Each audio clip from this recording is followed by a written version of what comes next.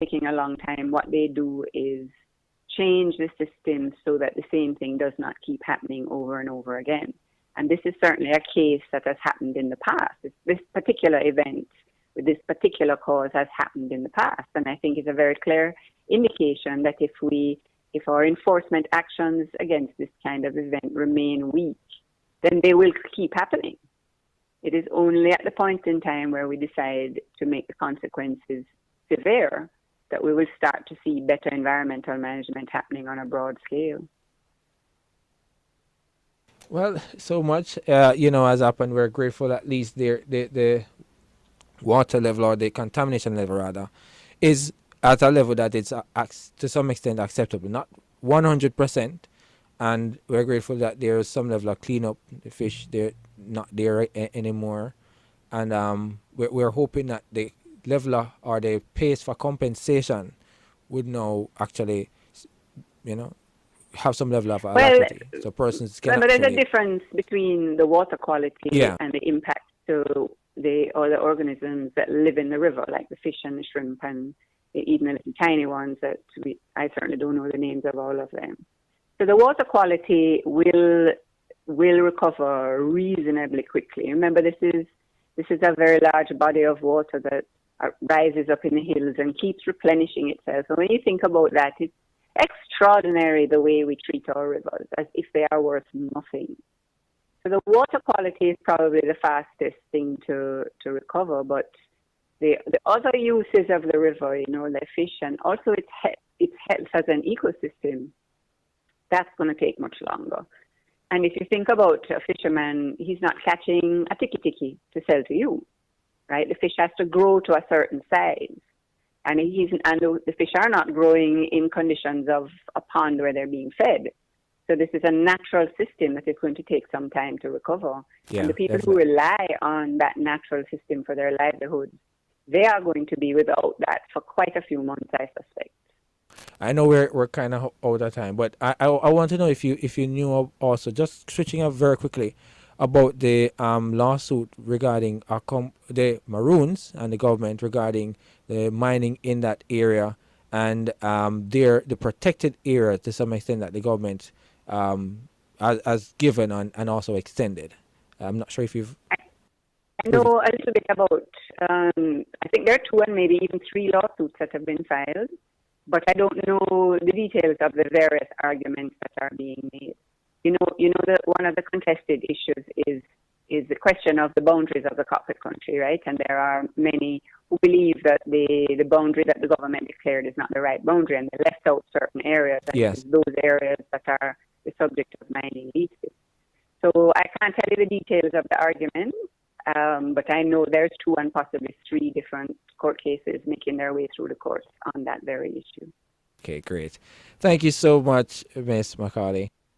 You're welcome. It was great speaking with you, and continue raising your voice. All right, because we need to protect our environment. As long as it's vaguely coherent, I will try. All right, thank you so much. Thanks for having me. Bye bye.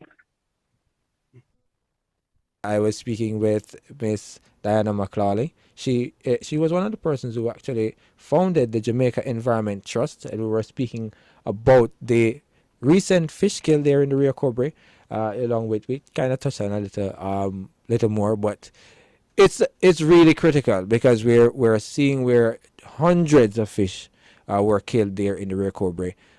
Lives were affected, and livelihoods were affected. Persons never had any water in their pipe because they had to shut it down because it wasn't treated water, it was chemical, and a lot was going on. Fishermen who normally catch a fish, they couldn't because all of the fish dead because of chemical. So we're grateful that at least to some extent there's some level of normalcy for now. Hoping that the performance bond will come out very quickly. So I see Jeffrey Tavares, they're waiting in the wings along with his guests. Good morning. Good morning, Owen. Good morning. Whoever listening and watching from around the world and the Eastern Caribbean. This is Make We Talk on Roots 96.1 FM. Before God and all mankind, I pledge the love and loyalty of my heart, the wisdom and courage of my mind, the strength and vigor of my body. In service of my fellow citizens, I promise to stand up for justice, brotherhood, and peace, to work diligently and creatively, to think generously and honestly, so that Jamaica may under God increase in beauty, fellowship, and prosperity, and play her part in advancing the welfare of the whole human race. This morning is a morning where I have with me former FBI agent, Mr. Wilfred Rattigan, Mr. Rupert Francis. He heads the Jamaican Prevention Investigation Task Force. I also have Mr. Herb Nelson, Chairman of the Crime Security Regional Committee of the Caribbean. The topic this morning is mismanagement of the Jamaican taxpayers' money. Welcome, gentlemen, and mute your mic for me.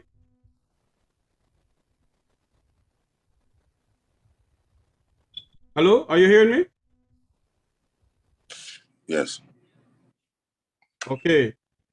Mr. Rattigan, kind of put your camera down. We can see your full, your head and everything.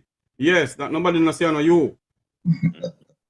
Yes. Mr. Herb Nelson is on with us this morning also. This morning I'm gonna divulge in the candidacy of the Commonwealth that Camellia Johnson-smith was trying to become the Secretary General of the Commonwealth. Unfortunately, she did not, become the Secretary General. But this I saw where a breakdown from the government towards, the money that was spent. They spent over $40-something million of taxpayers' money for her to become Secretary General. Unfortunately, she did not become Secretary General. They spent 18-point-something million and an additional $25 million to carry the whole cabinet. Because it must be the whole cabinet that they carry to Rwanda with them. Mr. Rattigan. Yes, sir. You are an attorney at law. So this morning we're going to ask you the question. Do you believe that all of this money that was spent for her campaigning all over the globe, in Africa, she went to Tanzania, she went all over. You think this money was well spent? Well, Mr. Tavares, good morning. Fellow panelists, good morning. I'm a bit under the weather. Can you hear me? Yes, sir, go ahead. I can hear you loud and clear. I'm a bit under the weather, and in fact, I had to cancel a court-ordered mediation this morning. But I just couldn't stay in bed and let this topic go by. I have to speak out for the Jamaican people. And before I make any comments on the question, I would be remiss if I didn't say good morning and greetings to all of my family and friends in Waterhouse, Tow Isle, Meadowbrook, Rallington Town, Portmore, Maxfield Avenue, Santa Cruz, and Mandeville. Having sent out greetings, now I'm ready to deal with this topic head on. Yes, because we don't have enough time on Roots FM. Right. No, simple answer. No, the money was not well spent. If you go back and you listen to the interview yesterday as a starting point, interview by Mr. Morgan, Minister Morgan, Robert Nesta Morgan, I believe his name is. And Yes. if you go through that with a fine-tooth comb, you'll find that he doesn't make, in fact, he makes the argument that the money wasn't well spent.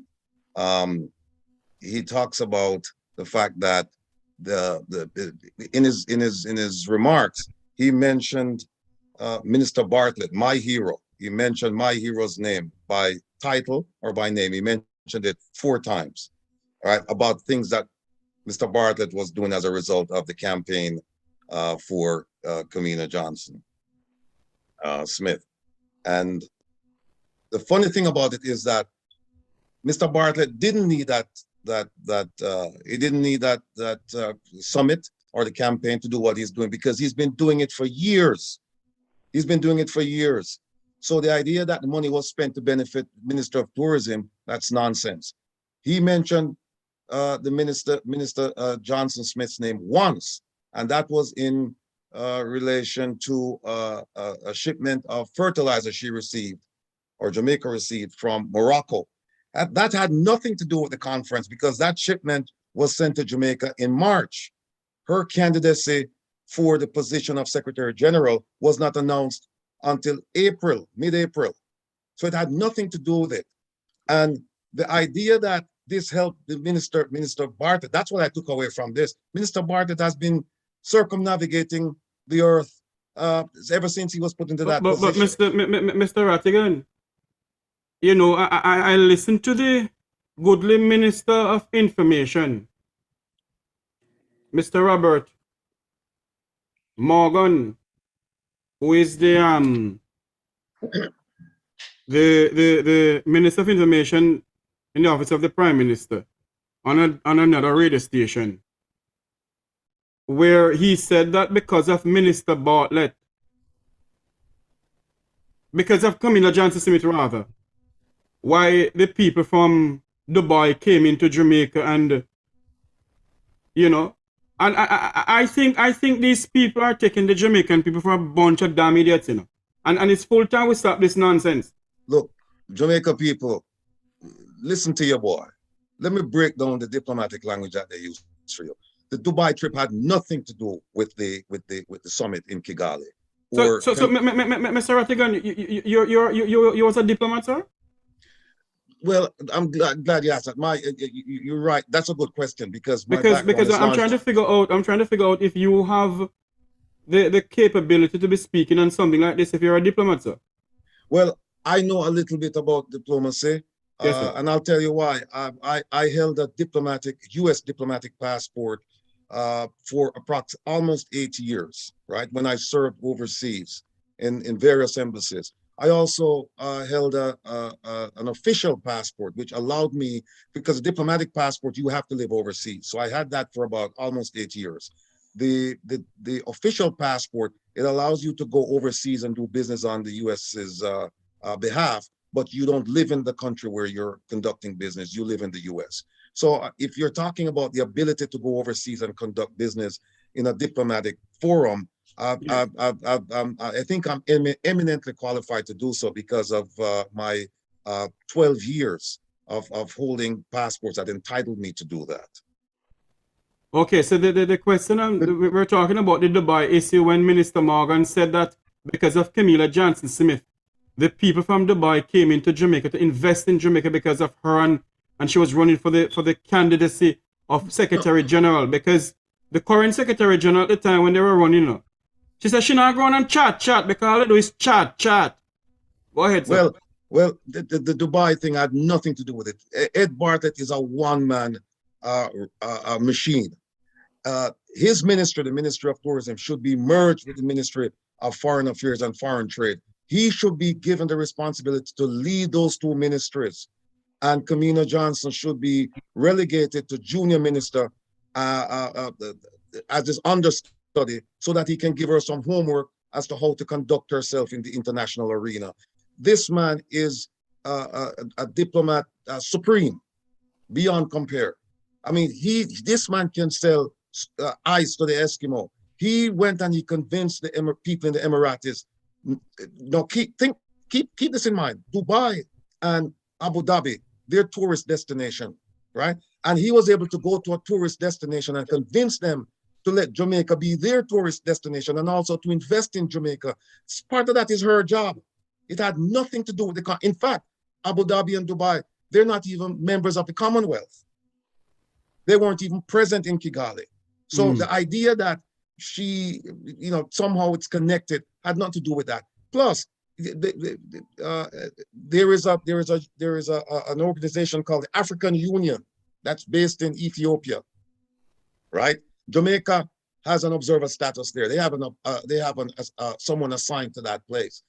They have 55 African countries there. If Ed Bartlett wanted to make a pitch to Africa, the continent, regarding tourism or investment in Jamaica, that's the place to do it.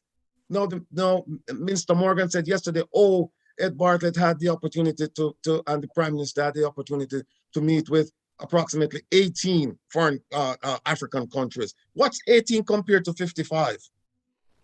And by the way, if you look at how the funding was done for the conference, Ed Bartlett's Ministry of Foreign Affairs, they put the least amount of money and they the Ministry of Tourism.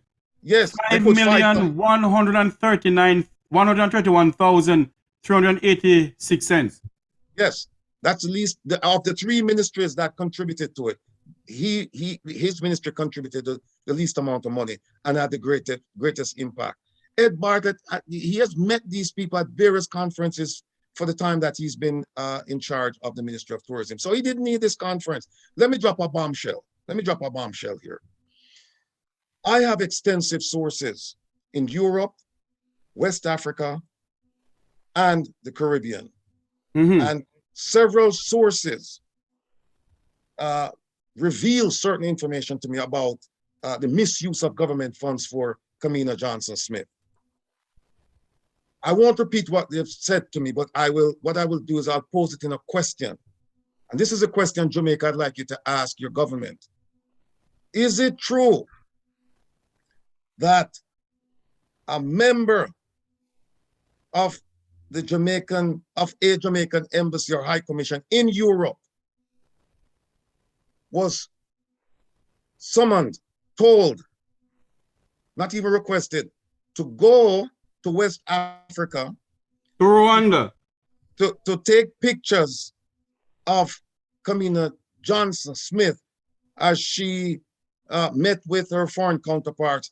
And the reason for that was because, and I'm paraphrasing, is because she loved how she looking at pictures them. She loved how she looking at the pictures them.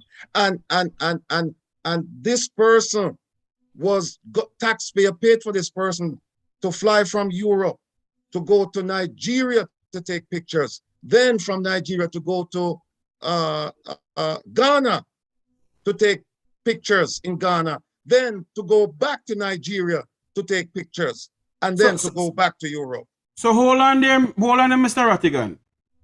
You're saying to me that a member of the Jamaican diplomatical corps, yes, in Belgium, in Europe, yes, was summoned by our current Minister of Foreign Affairs and Foreign Trade to fly to the place to take pictures because she loves him take pictures. So the question I want to ask now, I get to understand that the Minister of Foreign Affairs had a JIS personnel with her. And the person from the JIS can take pictures too. So how is it that in the breakdown here that they give to the people of this country, we don't see wherein the photographer, we don't see nothing there. So the photographer was flown from Europe right across Africa, and who pay for it? The taxpayer. Now keep in mind, Jamaican taxpayers, my people, listen to me.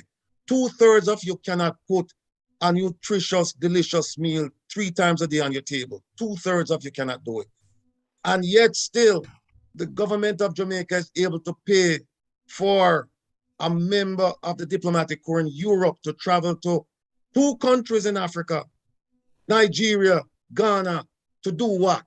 To take pictures of the Minister of Foreign Trade and Foreign Affairs and Foreign Trade. Yes. On that note, hold on there, because we're going to take a commercial break. We're going to speak to Mr. Herb Nelson and Mr. Dr. Rupert Francis. When we come back on Make We Talk, this is Jeffrey Tavares on Make We Talk. Bombshell drop fire this morning. We soon come back. Will rise up and live out the meaning of its creed. We hold these truths to be self-evident, that all men are created equal. Ministry of Justice, come access quality service to keep order with in the nation. We put together good legislation. Legal aid to your pocket. A little is child diversion for you to need expertise. Victim service will help you cope with grief. Restorative justice, build back the peace. No matter where you come from, how we say justice for all Jamaicans. MOJ, Ministry of Justice. Come, access quality service. MOJ, taking justice to the people of Jamaica. Hi, I'm Sharon. Hi, I'm Marcia. I'm Adrian. Join us this and every Wednesday morning for Extraordinary Abilities on Roots 96.1 FM. Join us for news, views, and interviews with extraordinary people. Extraordinary Abilities every Wednesday morning, 9 a.m. to 10 a.m. on your extraordinary radio station, Roots 96.1 FM.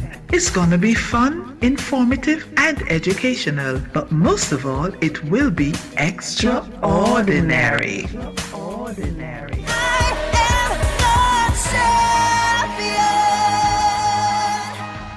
Backyard Magazine presents the Music Feel Reggae Show on Roots FM with Music Feel, DJ Sogi and SK. Every Wednesday, 5 p.m. till 6:30 p.m. This is the complete show where you get music updates, artist interviews and reviews. The Music Feel Radio Show is brought to you by the legendary Backyard Magazine. Know your roots. I have a dream that one day. Welcome back to Make We Talk here on Roots 96.1 FM. We're listening and watching from around the world and the Eastern Caribbean on Jeffrey Tavares Make We Talk YouTube page and Roots FM YouTube page. Like, share, and subscribe. Like, share, and subscribe. I have with me this morning Dr. Rupert Francis, Wilfred Rattigan, Mr. Herbert Nelson Jr. We're speaking about over $40-something million of taxpayers' money was spent for Camellia Johnson-smith to campaign for Secretary General of the Commonwealth, when they all know that in the next campaign, it's supposed to be Africa in it, not the Caribbean. Now, the question I want to ask this morning, in what way was this going to benefit the people of Jamaica, where a lot of people in this country living below the poverty line? They can't hardly afford a tin of dirty girl. And yet $40 million of taxpayers' money was spent. And the Minister of Information is taking the people of this country for a bunch of nincompoops. So the question this morning to Mr. Herb Nelson, and mute your mic for me, Mr. Nelson. Minister Morgan indicated yesterday that Minister Johnson-smith bid for the Commonwealth, for the Secretary General of the Commonwealth. In what way was this going to benefit the people of Jamaica, sir? Do you agree with this, sir, for her to be campaigning and using taxpayers' money? Mr. Nelson?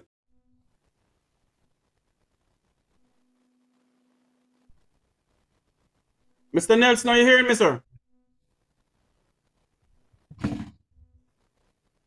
Are you all hearing me? Yeah, I can hear you. I can hear you. I'm hearing you. I'm hearing you. Mr. Herb and Mr. Nelson, unmute your mic, sir. Unmute your mic. Send him a text. Okay, Dr. Francis, you answer the question for me till we start with Mr. Nelson. Dr. Francis? Yes. I'm hearing you. I'm hearing yes, you. Can you answer the question for me, sir? The question I asked, can you answer it for me, please, sir?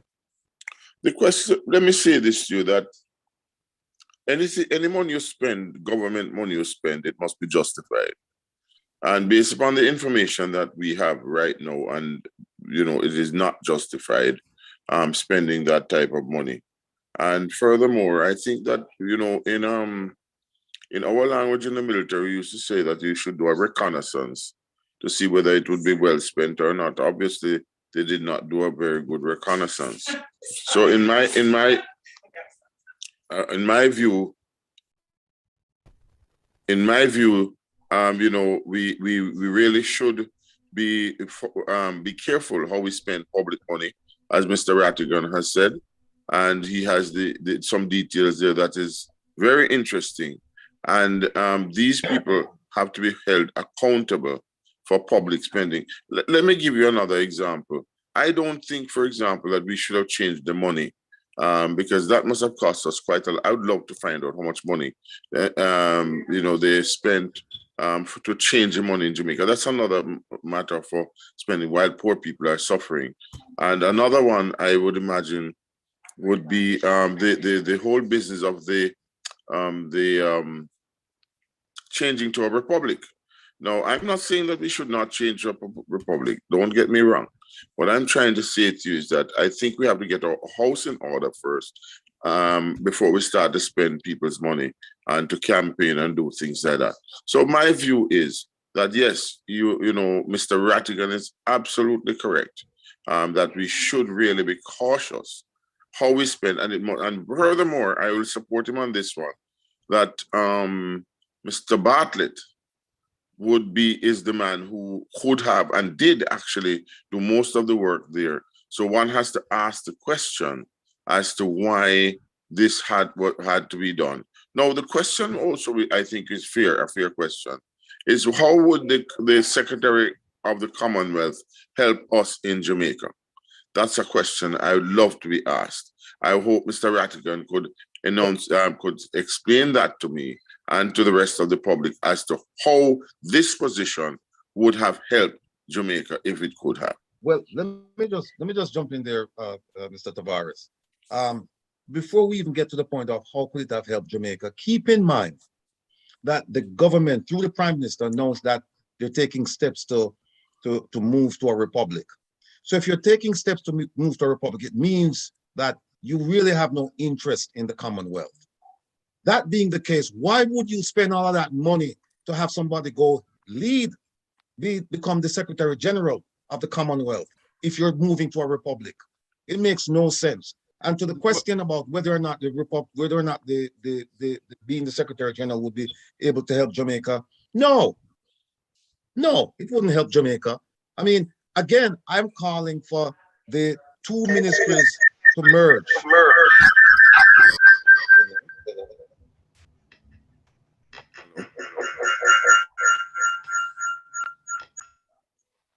Sorry, go ahead. Sorry about that. Can you hear me? Again? Go ahead, sir. Yeah, I'm calling for the two ministries to merge and put Mr. Bartlett, my hero, put him in charge of both of them and have her be his understudy and give her some homework. Let me give you another bombshell. She left. She flew to on or about May 6th. On or about May 6, 2022. Minister Johnson-smith embarked on a trip to Africa to seek the support for her candidacy. So the countries listed were Botswana, South Africa, Ghana, Kenya, Lesotho, Nigeria, Uganda, and Tanzania. She went to Nigeria first, where that person we just talked about went and took pictures. Then she went to Ghana. And by the way, this is a secret to the Jamaican people, but it's not to a secret. It's not a secret to my sources in Africa, because they saw this person. They saw this person, and they knew where the person came from. She went to Ghana and she spent a few hours in Ghana. I'll give you the exact date she went to. Let me see. She went to Ghana on May 14, and she was there for, quote, a few hours, right? And what did she do in those few hours? She went to a place called Aquapong, which is in Aquapim, right? Mm-hmm. And there she was installed, meaning that she was appointed, anointed, whatever, and given the name and role of Diaspora Queen of Tourism for Aquapim. No. Diaspora who? What kind? She was given the role and name Diaspora Queen of Tourism. No, where is Ed Bartlett? Where is Ed Bartlett? My hero should have gotten the male version of this award. She had nothing to do with it. So she went there. In fact, I'm being told by my sources on the ground in Ghana that people were questioning her presence in Ghana, because they're saying, how does this help the Jamaican government? And not only that, ask yourself another question: how did this help her candidacy? Because those people in Akropong, they don't vote in the Commonwealth. In other words, they are not a member of the Commonwealth.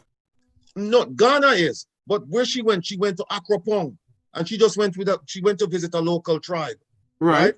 And this was just to burnish her image. But if you think about it, these people, Akropong, they don't vote. I mean, they don't vote for Secretary General, right? But there she was, and people were questioning it. And again, misuse of government funds. We want to know how much money did she spend to go there for this function? What's the size of her delegation? The role and responsibilities of the people in our delegation. I'm sure that there could have been at least one person in our delegation who could have been appointed before they left Jamaica to take pictures and to record the events. Instead, they brought someone in from Europe at taxpayers' expense. This is ridiculous. What we need is we need to have the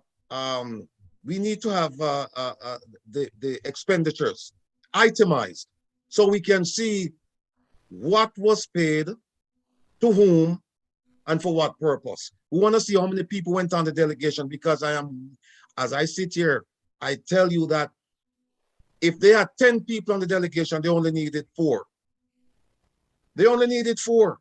And keep in mind that the Prime Minister, that the minister yesterday, Morgan, he said that the Prime Minister told them that they need to double up, right? To cut because Jamaica just doesn't have the money to spend like other countries on an election like this.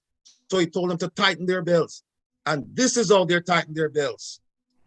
This is how they tighten their belts, by ripping off the citizens of Jamaica. And then they come back, and where is the report? Whenever these people travel, a foreign delegation, whenever a delegation from Jamaica travels overseas, they're supposed to do a report.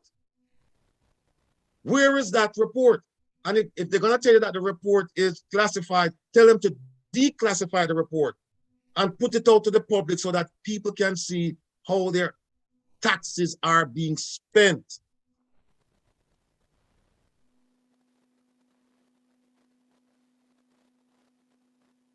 Hello?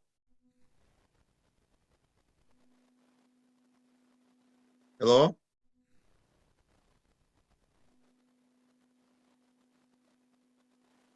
Yeah, apparently we lost Jeffrey. I'm not sure how it is that he came off the meeting. Seeing that you're now the host, Mr. Rattigan. Yes. But some heavy pointers there. Regarding this visit, regarding this trip. I'm not sure if Mr. Herb, Dr. Herb rather, wanted to chime in on this issue. Okay, Herb, we're not hearing him. He has to, how do we unmute him? I see that one of his mic. Can you hear me? I can hear you now. Okay, wow. I actually have 2 laptops hooked up to be able to speak. I'm gonna mute one of these. Yeah, because we're getting a feedback. I know. So, any feedback? Yes. Still feedback? Yes. Okay. I need to come out to one of these apps. Okay. You have to kill one of the Zooms. You have to kill one of the Zooms. See, what happened is I need the video in one and we're hearing you now. You're fine right now. Right now. Put on your camera. Put on the camera to that. there's a song sung by Carly Simon, "You're So Vain." I'm sure your listeners are well acquainted with it. So it's about Warren Beatty, who she went with. And she talks about the things that he would do that are just downright ridiculous and silly. Now, as a graduate student of international relations, having worked in international relations, having held official passports, and this would not be allowed to happen. I remember we had Alexander Haig. He was a general and he was also Secretary of State. He put his dog on a flight from Brussels to some location in Europe, and somebody reported it, and it cost him about 10 grand for the trip to send his dog on an official aircraft to a different location. So when we're looking at what our ministers are doing at a time when you have COVID, you have people not working, you have 2/3 of the population cannot find a decent meal on a daily basis, I find it incomprehensible that a woman of her intelligence could, in fact, execute this type of expense when this money could have gone to, let's say, the health ministry or social services for feeding folks. The article I looked at spoke about $18.2 million is what the government said was spent. And then they got a $15 million contribution, right, from private parties. I know that the president of Rwanda came down and she went to Africa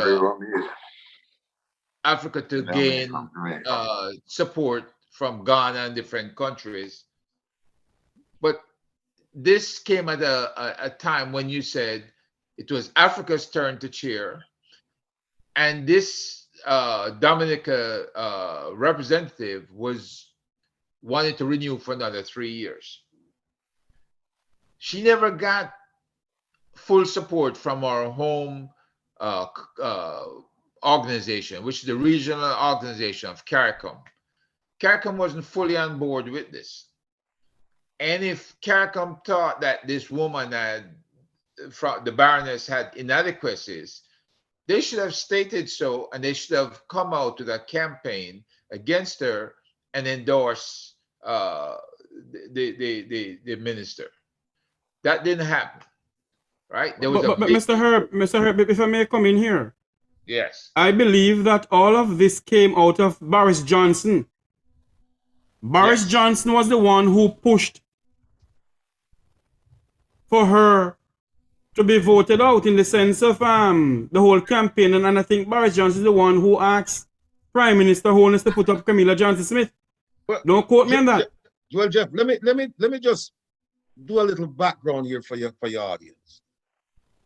The Secretary General position in the Commonwealth, it's a 2-term position. Each term is for 4 years, right? If you're the Secretary General and you express a desire to do the second term, the second 4-year term, as a rule, you run unopposed. The members will not oppose you. The first time that happened, that there was an opposition, was in 2003 when Zimbabwe put up a guy from Sri Lanka and he lost miserably, right?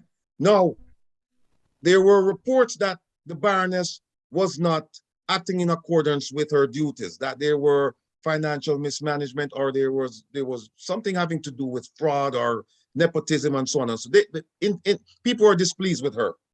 But when they went to CARICOM, out of CARICOM came something called the CARICOM consensus. Right. And the consensus was that we're going to support her. It wasn't all the members didn't agree on it, but the overwhelming majority of the members agreed that this is going to be the consensus. That consensus came out in March of this year. In April of this year, Jamaica decided that they were going to put up Camellia Johnson-smith as a candidate to oppose the Baroness. And it caused serious problems. In fact, I'll read you what the Antiguan government says. It says, the fact that Jamaica was going to put up an opposing candidate was a monumental error which could serve to divide the Caribbean. And it did divide CARICOM. In fact, what they did was they set up a subcommittee to interview both of them to see who they were going to support. And in the end, they couldn't agree. They couldn't agree, but go back to March. Remember that in March, there was a consensus that we are going to support this lady. No, Jamaica put up this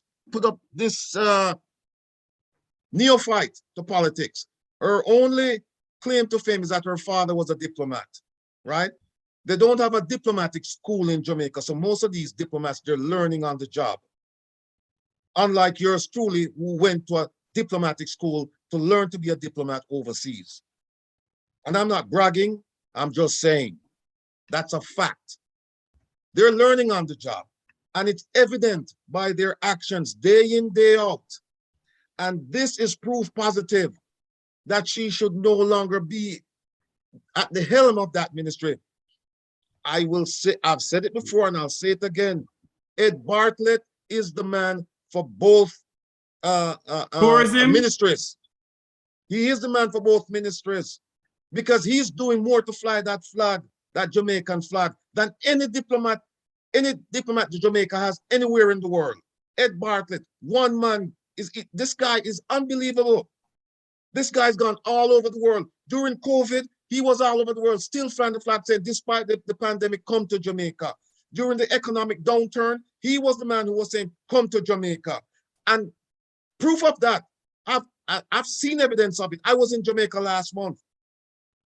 And I had to wait 1.5 hours before I could clear immigration to get to pick up my bags. Why? Because of the number of tourists in line. The number of tourists in line. This man, he should be recognized. He should be recognized much, much more than he's being recognized. But you know something, Mr. Rattigan? A lot of Jamaicans are saying what you're saying, but the question that we need to ask ourselves now, when is the government of Jamaica is going to tell the people of this country how much money did they spend to carry this photographer? Let me talk it.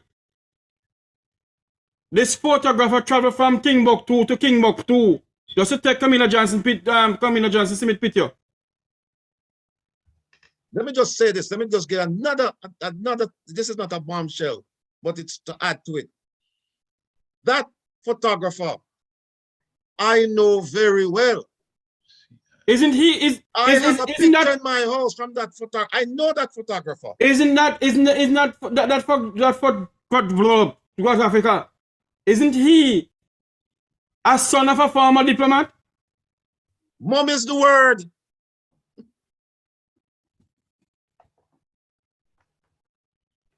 He is the son of a former diplomat.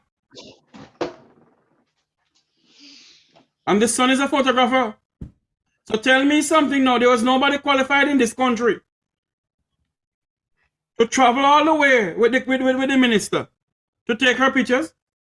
What about people in the delegation? I'm sure somebody had a camera. Or what they should have done, if they're real diplomats and they're going on this escapade, this thing to burnish her image. They should have had somebody in the delegation. They should have had somebody in the delegation responsible for carrying bags, for taking photographs, for documenting the meetings. That's how a real delegation would act. You don't take people at taxpayers' expense, bring them from one part of the world to another part of the world to take photographs because you like how them take photographs. You like how you're looking at them photographs. Jamaica, you need to rise up. Get rid of them people here. This is one issue that should not die. It shouldn't die until it's dead, meaning that we have to take action. You can't just make it just get swept under the rug. Because at the end of the day, look, at the end of the day, Me live somewhere else. Me I get my pension. Me I work as a lawyer. Me no need no power. Me no need no position in a Jamaica. Uno me I look out for. Uno. Me still have family. Who la uno my family? Who la uno my family?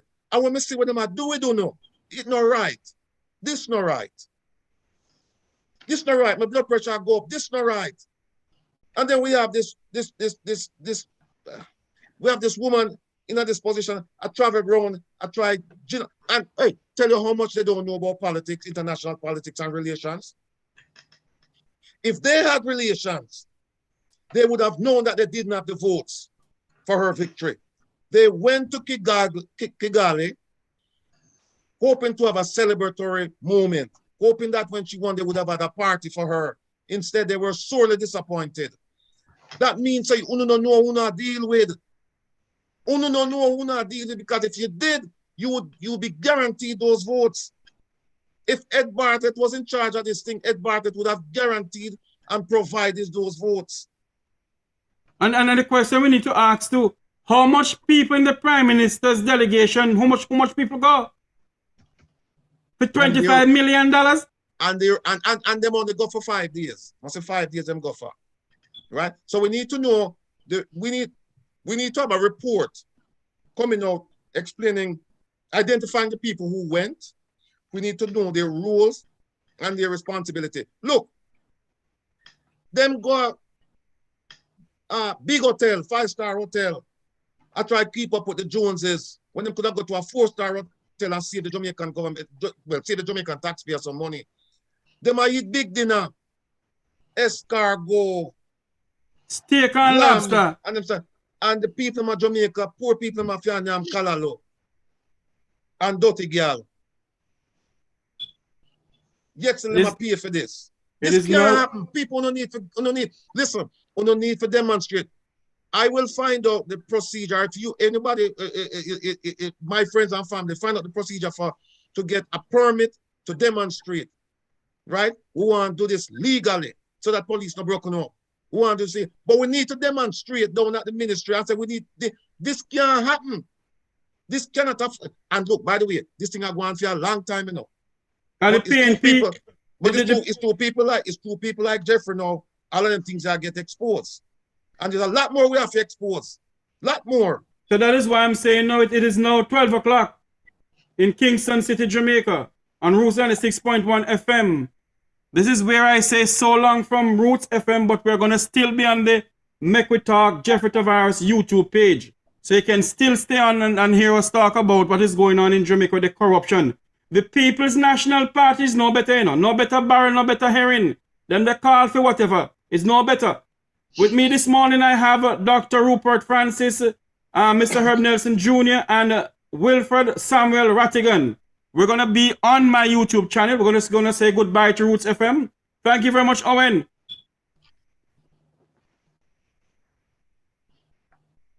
Obi?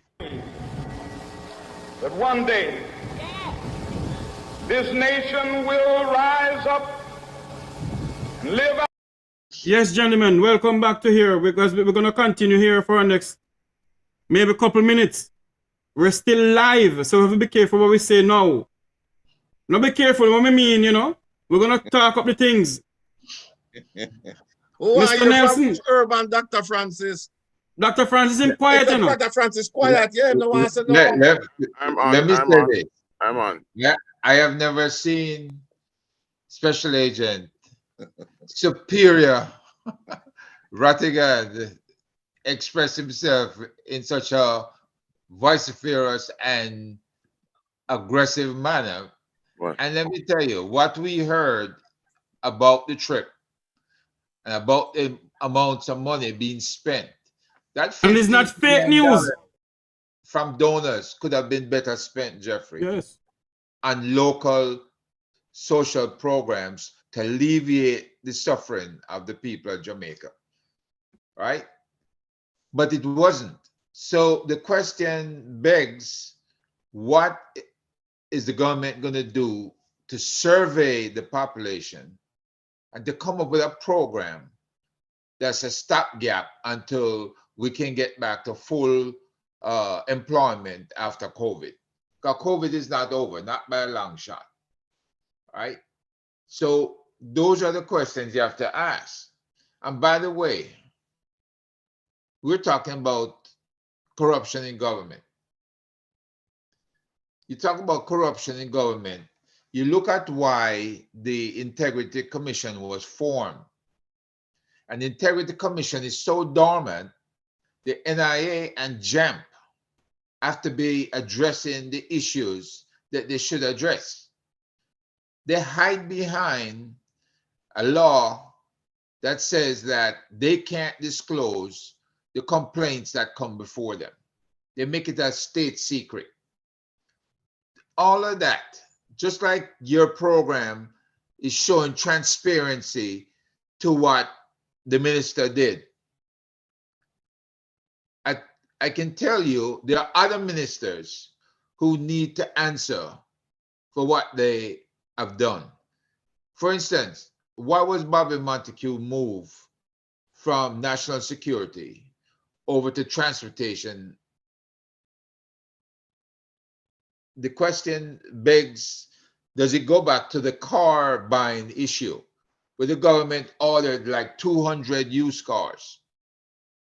And the report we are receiving here at Institute of Caribbean Studies, the Crime and Security Committee Group, is that of the millions that they paid for those 200 cars, only 30 has been delivered.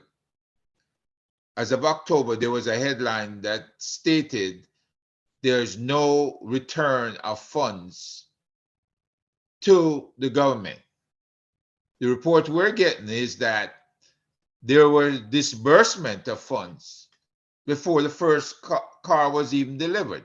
And that disbursement happened to be in the form of kickbacks. So if you are putting a contract out there, and again, this is the responsibility of the Integrity Commission, and I'm sure JAMP and NIA can take it up.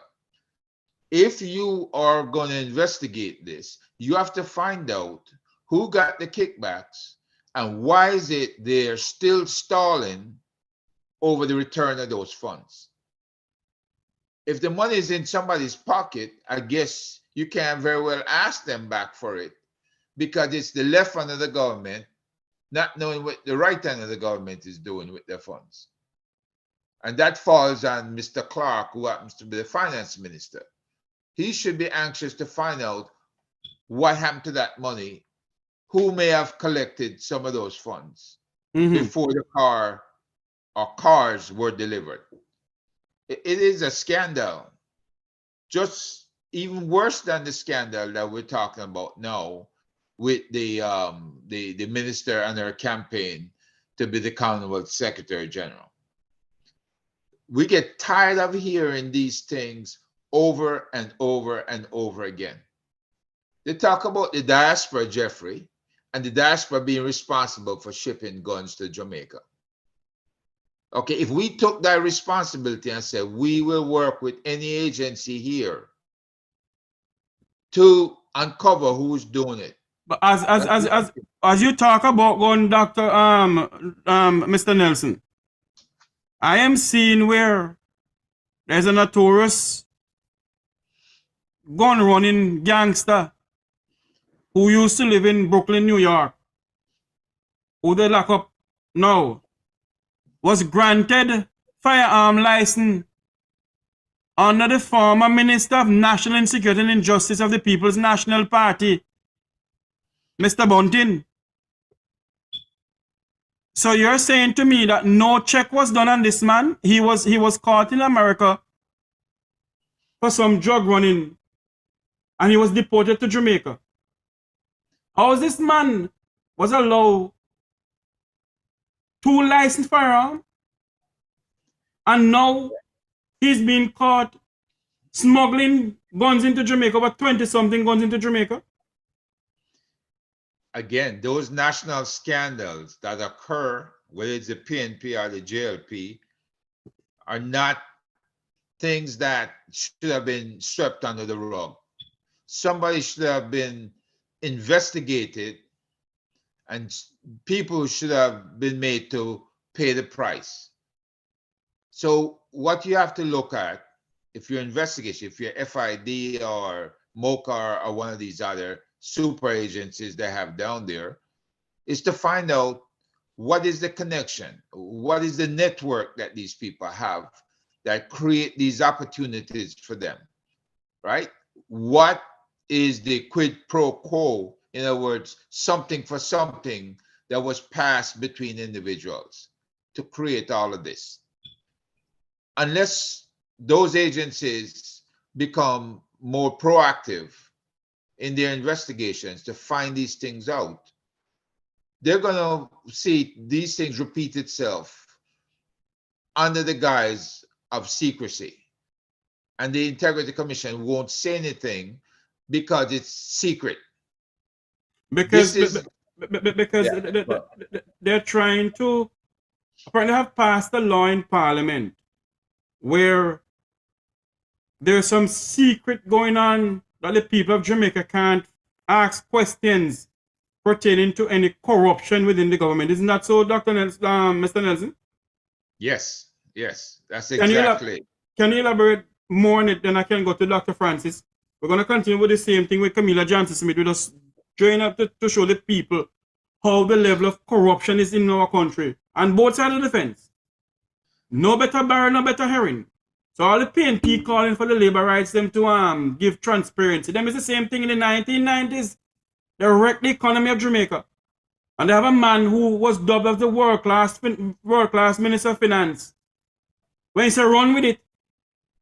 And I can't talk about he has never seen so much level of corruption the other day talking about it. He have no moral authority to be talking about corruption, Dr. Omar Davies. Mr. Nelson, can you elaborate more on the whole secrecy that they have within the Parliament of Jamaica? The people can ask certain questions, sir. It's amazing, Jeffrey, because I've never seen a country where they have codified the protection of the upper echelon of the vumva. Say the word, man. The vumva van the vumva v. That is it. You have put it so adequately that they are protected by law against disclosures of their wrongdoing. Listen, and this is the law NIA and JAMP has been fighting against, right? Dr. Francis? Yeah, I would like to say something. I'd like to say that I don't think we should have left the corruption is very, very important, but I don't think we should leave the idea of the weapons, because that's a big thing. That's a big thing that has been said, and I personally didn't agree with it. And Brother Rattigan and Brother Herbert, I've never agreed that we are the ones, the people in the diaspora, that are sending all the guns to Jamaica, or most of them. However, it is quite clear that there are some operatives in the United States. Now, how does these operatives get the opportunity to go to Jamaica? And because there's no screening at all of deportees, none whatsoever, they're not followed, none of what their past things that they have done seems to come to light. And so we need to sort of have a follow-up of these situations, before, so that we can have an idea of who we are dealing with, because these are more sophisticated criminals. Now, another thing too is this, that we must understand that they must have collusion in Jamaica in order to get these guns down. So what is happening is because you see, some people believe that they can let the guns in and that's it, but they don't know that that particular gun might kill their own relatives, kill themselves, kill their children, and what have you. So you have to take into consideration that these people are just interested in money. And yet when a calamity occurs, we have to be sorry for them. Well, I'm not. The fact of the matter is that we have to find out, we have to work with the agencies here to make sure we point and find out these people, because literally they're killing Jamaica. And so I think that's one of the major, of course, the usage of money overseas and in these ministries is abhorrent, and it has been going on, and it seems to be getting worse. But at the same time, the killing, I think, in Jamaica and the access to guns, what is it? Who is benefiting? Why would people want to have guns of that type in Jamaica to do the damage that they're doing? That's the question one has to ask. And if you can't answer that question, that means that somebody has some really odd, not even odd, I'd say, I don't even know the word for it, some sinister reason for sending so many guns to Jamaica. Can be no other reason, to destabilize the place, to do what? That's the plan they have, man. They have a plan to destabilize Jamaica. And it coming from the avalanche of society in Jamaica. No poor man. Now have so much money for bringing in the gun. See, we're in right now, Dr. Francis, Mr. Nelson, and Mr. Rattigan. The police commissioner for St. Lucia is calling for outside help. Because the crime getting out of hand in St. Lucia. So why is that we in Jamaica is so afraid to call for outside help? Mr. Rattigan, Mr. Nelson, Dr. Francis? Let me say this to you, that it is clear. Go ahead, Herb. Go ahead. Sorry, Doc. You finished? No, but I'm just gonna say that they have been afraid. They are afraid of doing that because transparency will be, they'll have to be transparent in some areas, and that can damage their profitability. Crime pays, So that's the whole point. So they don't want us to be looking with a microscope. However, in St. Lucia and all that, St. Lucia I am telling you something. We should start a campaign to go to St. Lucia and assist them and show the other Jamaica that we can make a difference in St. Lucia, right? But don't forget, they can export more crime to St. Lucia if they want to, as they've been doing throughout the Caribbean anyway. So we have to be absolutely sure and know exactly how to strategically go into these areas. Anyway, over to you, because this is more your area, Brother Rattigan and Brother Nelson. Go ahead. I should say this, Jeffrey. Ironically, when the Leahy law was put into effect against the St. Lucian police force in 2015, it was as a result of Francis Forbes, former commissioner of police in Jamaica, who was the head of CARICOM Impacts. He brought in the JCF to investigate the St. Lucian police force. The irony of that being, the Jamaican police was well versed at that time in corruption. And they're investigating another force that had corruptive practices and was killing their citizens. Does that sound familiar? So hold on there. They brought in the Jamaican police force to investigate their police force? When the Jamaican police force is one of the most corrupt in the Caribbean? You're talking now. Francis Forbes did that. He brought the JCF to St. Lucia as a member of CARICOM Impacts, as a head of CARICOM Impacts. To investigate corruption, investigating corruption? Yes. As a matter of fact. And the same Jamaica, the same JCF is having contract killing its own citizens? Yes. Now, something is wrong with us. Think about the irony of all of that, right? When I first went to St. Lucia and they asked me to do a review and I sent the review back to them, that was a part of, they wanted to have the Leahy law rescinded and have the U.S. to reinstate all their rights. It took a while. And I don't know exactly what it was that the State Department saw to give them back their rights to attend training and participate in the RSS, Regional Security Service training that they wanted to be involved with so badly. But it just goes to show you, when you take away money, it makes up the security force completely helpless, because it's not the rank and file that's coming up with these decisions to kill or not to kill their citizens.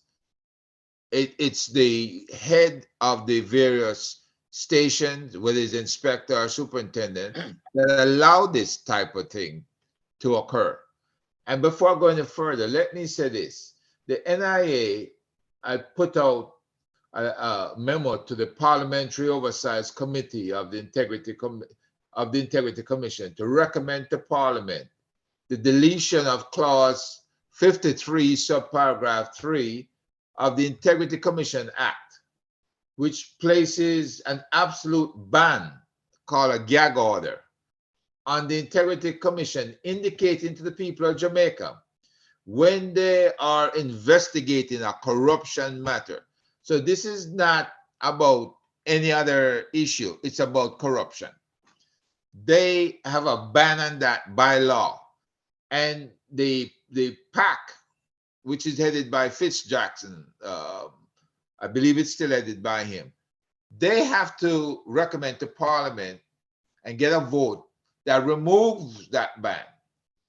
Well, you're asking people to tell on themselves. I don't believe they're going to do it. They might surprise me somewhere down the road, but this needs to happen.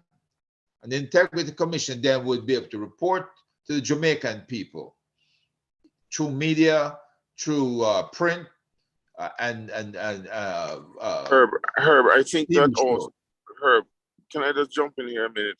I think that what we have to do is to create a diaspora force between ourselves and the rest of the Caribbean to sort of see if we can go into territories who are willing to help us, that we can help them to help themselves.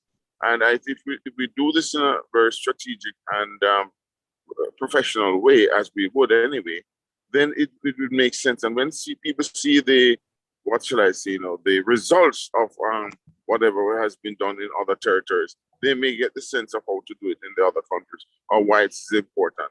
Because I'm telling you, I think that based on the connections that you have, I have, Brother Rattigan has, and many other people who have, we could create such a team that can go anywhere in the Caribbean to do any of these things.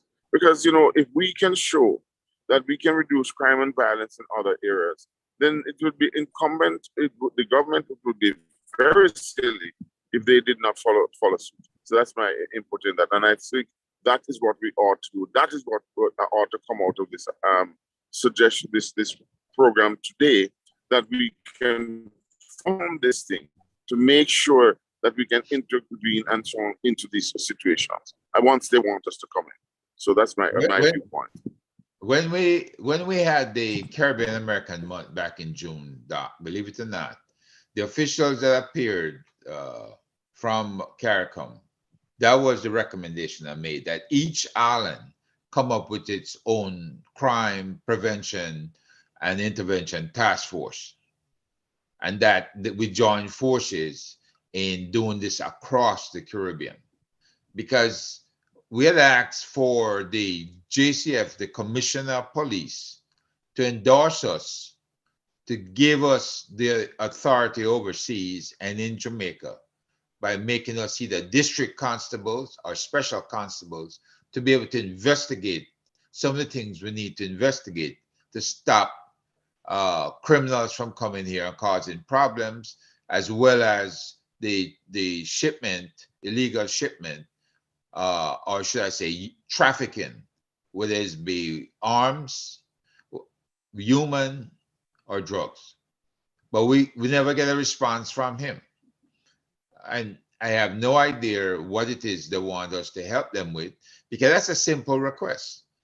If we have the authority to work with other U.S. agencies here, then it would make their lives a bit easier. But instead, we have to go find international organizations to work with and to help enforce the laws of the Caribbean, across the Caribbean. Yeah, but what I'm saying, yes, in spite of that, if we have a team that we can establish and we know we can secure and so on, because it makes no sense to involve locals, in my opinion, because the locals are, in fact very permeable and can be affected by bribes, etc. So that is one of the things that we have to take into consideration. So that's what I'm saying. Right, if we can do this independent thing, it's possible to get people together, I am sure, and they have the request is in, Doc. Yeah, the request is in. Okay, all right. All right. All righty, good. I'm very happy about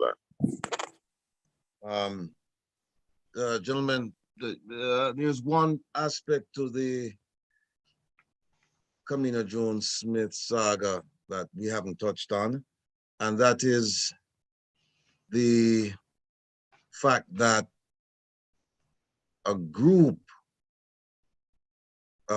consisting of, I believe, a U.S.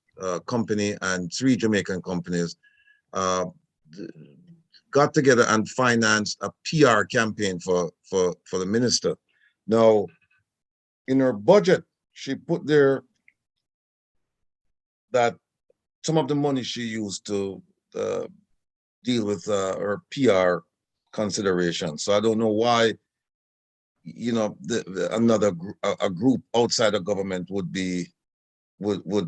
feel entitled to support her candidacy, you know, through PR means, even though she had a budget for PR. The idea that the government would even accept this kind of assistance from private companies in support of a governmental position is troubling. Let me just throw that out there. What are your thoughts on that? Yeah, I know that they do this in the US and all that sort of thing, but I don't know where we'd get the money from. I mean, if it's a private money, you may understand, but if it's public money, I don't think we have that type of money to be throwing all over the place. And, you know, when we have so many demands for money, people have to be very careful, you know. You know, and it must not only be good, but it must look good.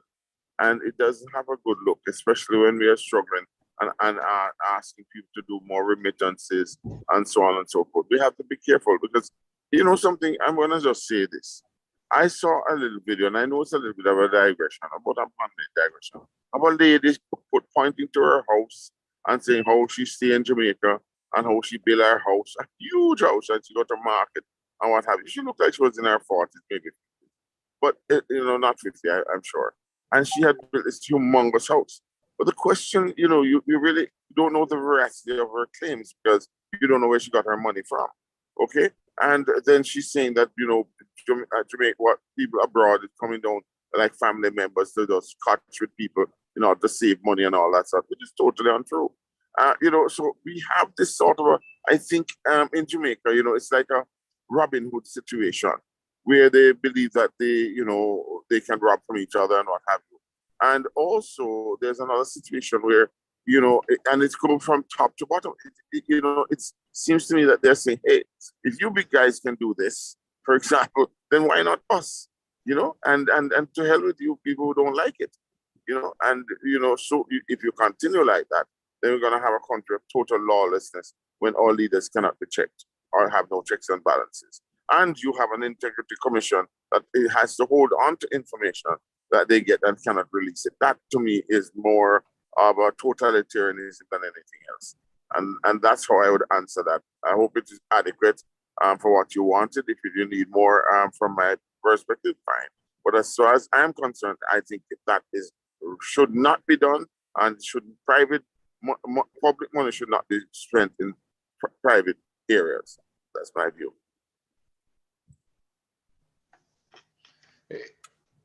If I could add anything to that, it is that we have a report that there are billions missing from previously contributed funds that is totally unaccounted for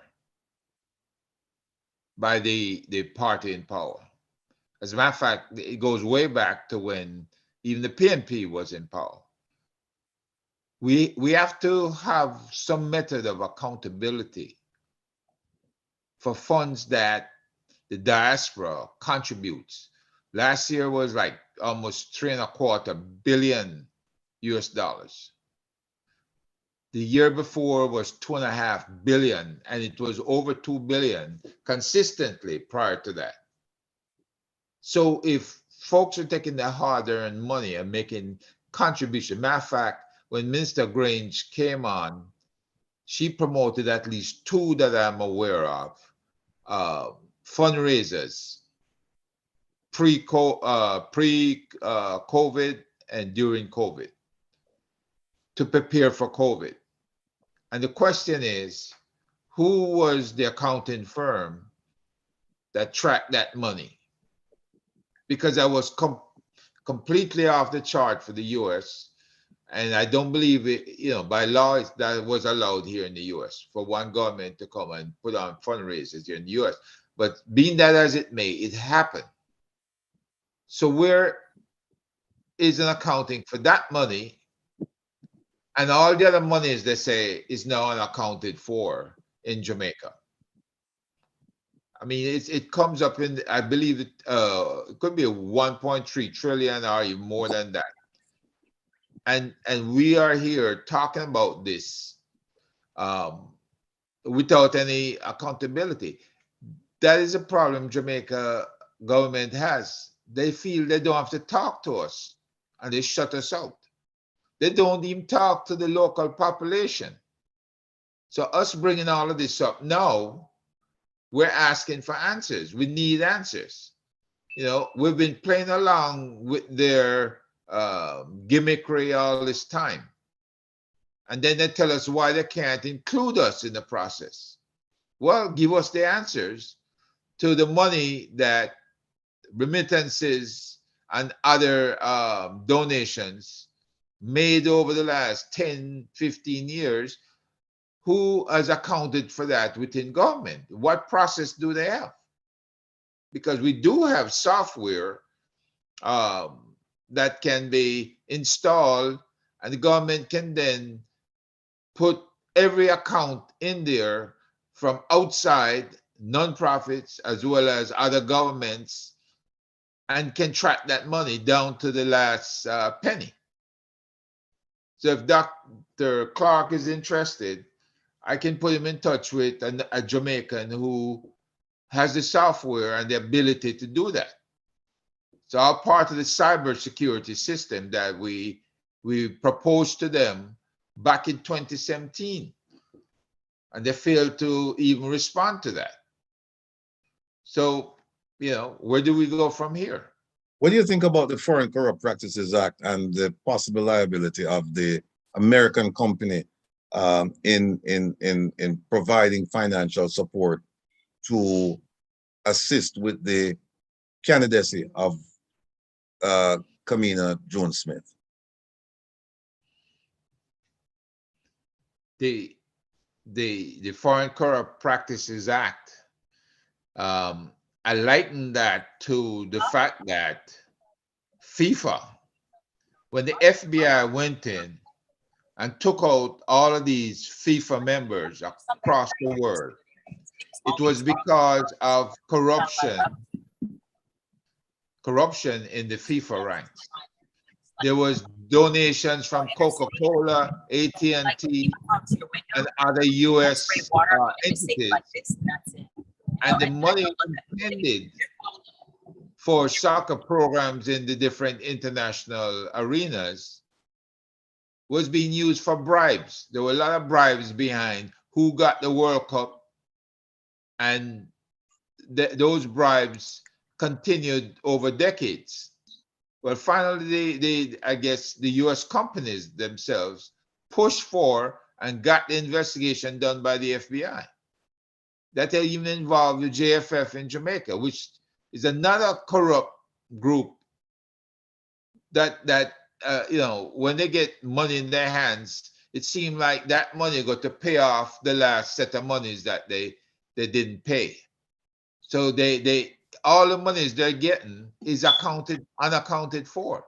And FIFA has to do a better job of regulating them. As a matter of fact, I believe all of them need to be voted out because we have serious corruption that's going on. When your national teams are stuck overseas, can't put the equipment on the plane. Why? Because they can't pay for it. And you want the players to pay for it? We saw that happen with the male team, the national team, in another Caribbean island. And then we see that happen just the other day with the women's team that had done well in CONCACAF. So all of this because we have people holding positions that they're not qualified for, and that's coming from FIFA. So Mr. Nelson, and yes. I know I for some reason I'm having internet issues with my laptop, so I'm using my phone. I think the government is jamming us, Jeffrey. Yes, they don't want me to talk. I think somebody in my family involved in it too. Come to think of it. But you know, we're here talking, and how many Jamaicans really understand the level of corruption that is in our country? Look like every single organization in our country is corrupt. Yep. And if we have the opposition party who in the 1990s they were dubbed the scandals of all scandals. So and it's the same people that is in. So the question is that we need to ask ourselves now, what is the solution to the corruption in our country? Can our people continue like this? Can we continue where they come every 5 years and they tell us a whole bunch of bull crap and nothing is being done? The people of our country can hardly have anywhere to live. They're having an issue, yet they're giving the Chinese so much prime lands. What can we do as Jamaican citizens, both here in Jamaica and you all in the diaspora? Mr. Rattigan? Well, I am supremely confident based on recent or past experiences that talking to the Jamaican government about corruption is a waste of time. Nothing will emanate from it. And the reason for that is corruption is there. Corruption, as I said, the head of the stream dirty than what you expect downstream, right? And this is not speculation. This is not insinuation. This is a hardcore fact. Just take a look at the Ministry of Education and see what happened there. The man may get off because of a technicality, but in the court of public opinion, that man committed atrocious crimes against the children of Jamaica. And you hear nothing about it. It's swept under the carpet. The whole Petrojam issue, you hear nothing about it. Fly like a bird according to Mutty Perkins. Fly high in the sky, and the people of this country continue putting in these people back in there. No better barrel, no better herring. So my suggestion is that since talking to the government is not going to help, they give you these fancy speeches and then they go right back to stealing, is to educate our people. We have to change that mindset, because the mindset is, you know, I remember one time, years ago, decades ago, I saw a commercial, a billboard commercial in Jamaica. I think it was for a Xerox machine. And it said, after the sale comes the service. And what that's telling you is that that machine is not going to last, or it's going to break down, and you're going to need service. So make sure that you have a good service plan. Make sure you buy a good machine to begin with, and you're with a company that will provide the necessary service. What we've done in Jamaica, we've provided the sale to the politicians. We've given them our votes, right? Even for 10,000 Jamaican dollars, we've given them our votes, and that can barely feed your family for 1 week. And you've given them the right now to go into parliament and earn, what's it, $2,500 US dollars per month for the next 4 years, 4.5 years, until they declare election. And what have you gotten after you do the sale? You've gotten no service.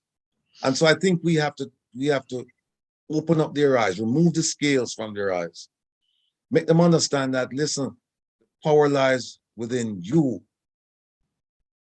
Politician is subservient to you because you put that person there, and that person is supposed to be a public servant. And if they're not serving you properly, then you have the absolute right to vote them out of office. We don't do that now. That's why we have things called safe seats, and we have garrison politics, right? Where the people must suffer like crazy, and them still vote for some of them people here. And they're not getting any benefit whatsoever. They get the benefit at the beginning of the election cycle. They get the benefit just before the election, and then they don't hear from the politicians again for another 4 years, and they're comfortable with that, and then them complain. I'm saying stop the complaining. Do something about it. We have to change the mindset. And until we change the mindset, nothing's going to change.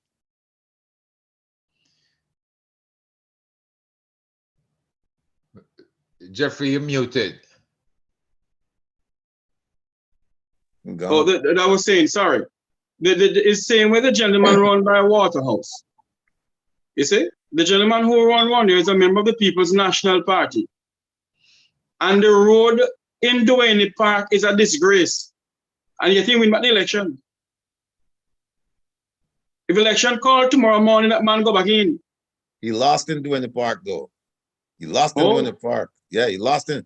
He has three divisions in the constituency. He has Waterhouse, which is Waterhouse and Washington Gardens. He has Seaview, which is Riverton City and Ferry and all of that here. And then he has Pembroke Hall or Duane Park, one of them, right? And he lost. The only one he won was Waterhouse. That's the only one he won. He lost the others. But you know, Mr. Rattigan, we need to let the people the people listening to us and watching us or whatever, let them know, because I can let anybody know. I'm not a member from the political party, because the People's National Party is the mother of all corruption in this country. Is it? So when we hear talking about what is going on with the Labour Party, it has been going on for years in this country, and we do nothing about it because what? We are paying pay, we are jail pay. Well, the time has come, my fellow Jamaicans, to say enough is enough. The good lady of the Ministry of Foreign Affairs went overseas. Are you hearing me? Yeah, we hear you. Okay. The good lady of the Foreign Affairs Ministry went overseas to become Secretary General. And over $40 million of taxpayers' money was spent. When the Victoria Jubilee Hospital need equipment, the KPH need equipment, the Southern Hospital need equipment, and they spend over $40 million of taxpayers' money. And we just sit down and take it. The People's National Party did it for many years. The two political parties have been doing this in this country for many years, and what are we doing about it?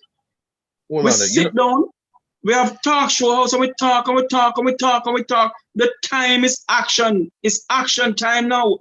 And I'm saying to Mr. Herb, I'm saying to Mr. Nelson, I'm saying to Dr. Francis, as members of the diaspora who hold position within the diaspora, and you, Mr. Rattigan, lobby the American government.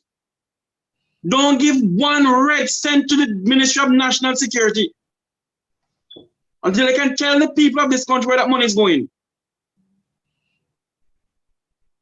You have police officers contract killing off the Jamaican citizens for contract killings. And we sit down and accept it.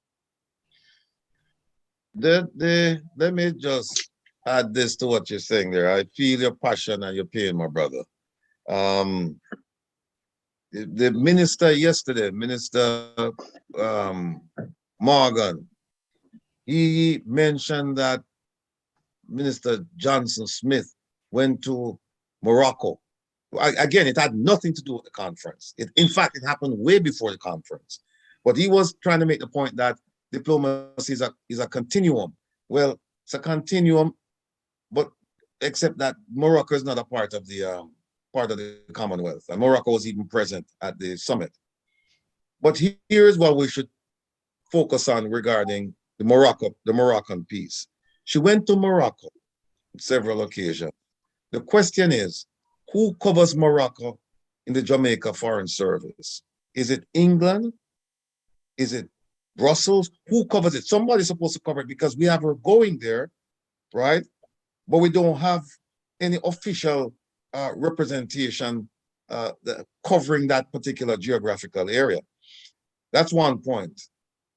So she get up and spend government money and she gone, when somebody from England could have easily done that. Second point is she got, and I have it here, she received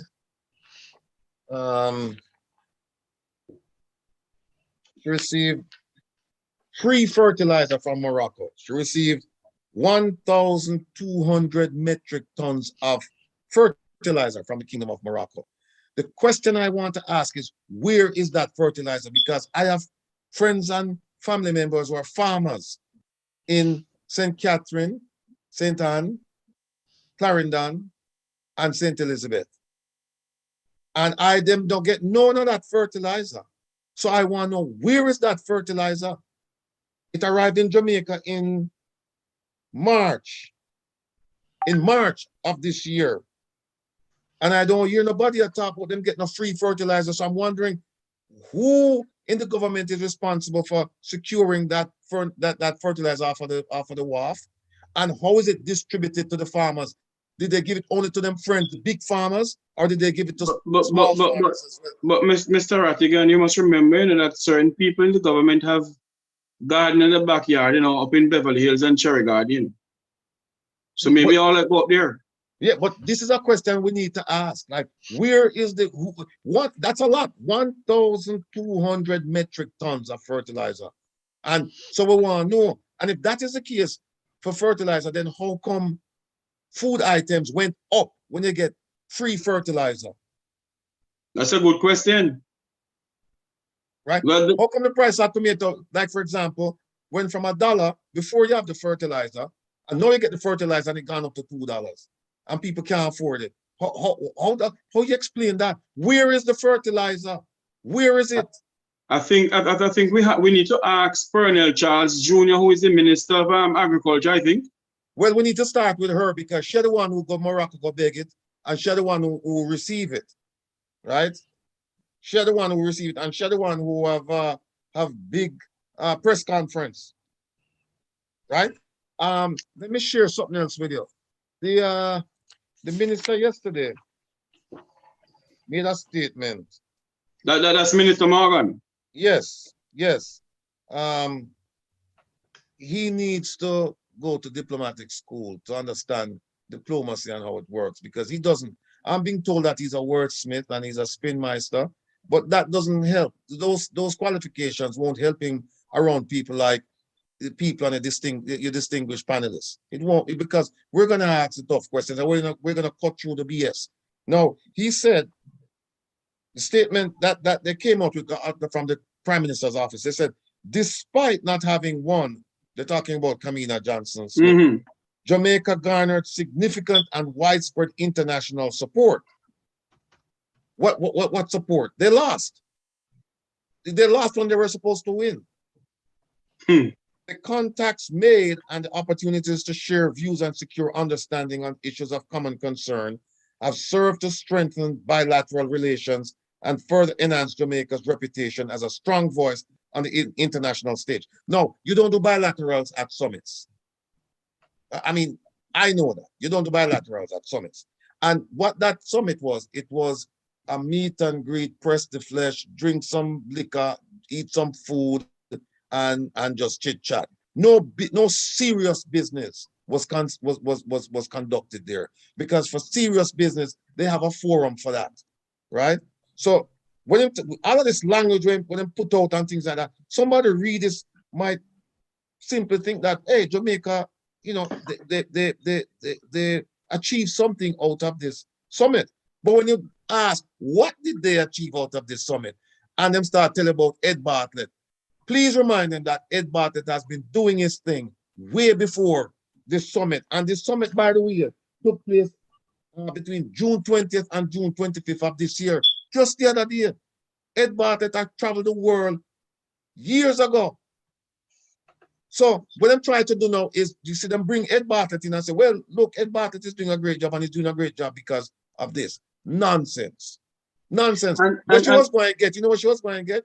She was going to get a salary of almost $200,000. I think it might have been tax-free. She was going to get a 4th floor, a mansion in London, right? She was going to get a staff.